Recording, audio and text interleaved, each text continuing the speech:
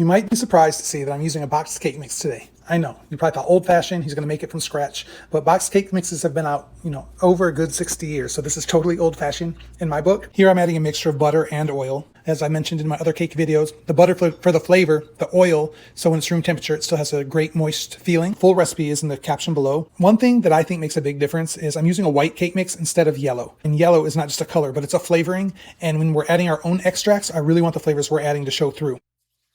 I'm just adding some water, and I'm going to add a teaspoon of vanilla extract as well as half teaspoon of almond extract. And our cake will not taste like almond unless you add too much, but almond and vanilla together really gives it that bakery flavor, what I like to call like birthday cake or wedding cake flavor. I've got about 3 tablespoons of melted butter here that I'm pouring in the bottom of our springform pan.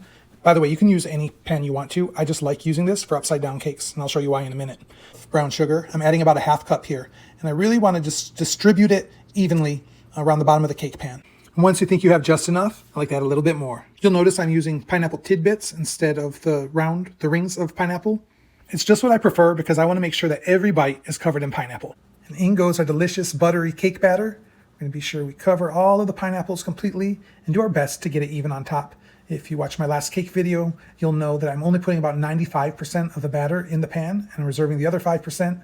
If you know why, leave a comment below. The springform pan makes it super easy to unmold the cake, especially since I just buttered the sides and didn't flour them. It came out gorgeous. So you need a plate ready to go, a flat plate, and then you're just going to quickly and confidently, not caring if you make a mess, flip this over. This part is always so satisfying. It never gets old. And any stray pineapples can easily be reattached. I love this recipe. Even a beginner baker can make a very impressive dessert.